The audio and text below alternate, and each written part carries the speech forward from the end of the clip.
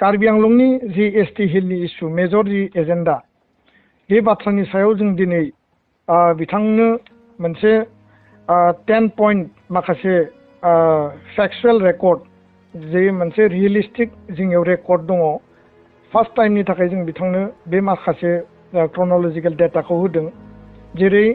1901 आवनो लेन्ड पाट्टा दङ कार्बि आंलंआव थानाय बर'फोरा बै समाव पपुलेशना 60-65,000 मोन 1952-53 आव दिनैनि पपुलेशना 45,000 माखासे मानसिफोरा बे जायगानिफ्राय माइग्रेट जादों बा डिसप्लेसमेन्ट जादों कार्बि काउन्सिलाव 26टा समष्टि दङ किन्तु मोनसेल' समष्टि लांहिन समष्टियाव बर'फ्रा गेलेनो हायो बा देरहानो हायो 1952 आव जेला कार्बि आंलं काउन्सिल बा डिमा हासाव दानाय जादोंमोन बर'फ्रा बै समावनो एसटि हिल हिसाबै स्टेटास मोनदों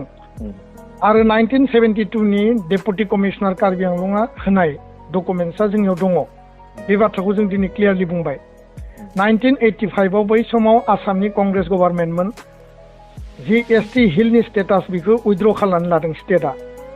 बेनि उनाव 1993 आव कार्बि आंलं काउन्सिलनि एग्जिकिउटिभ काउन्सिल इसि मिटिंआव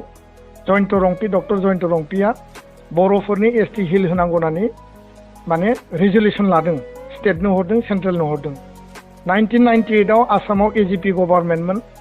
बे एजिपि सरकारनि समावबो डिमा हासाव आरो कार्बि आंलंनि बर'फोरनि एसटि हिल होनांगौ होननानै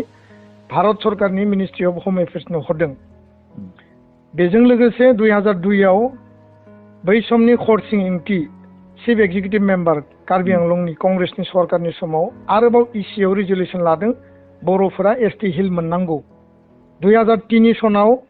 बिटिसि एकर्ड जादों क्लज नम्बर 8 आव एसटि हिलनि बाथ्राखौ क्लियारलि लिरदों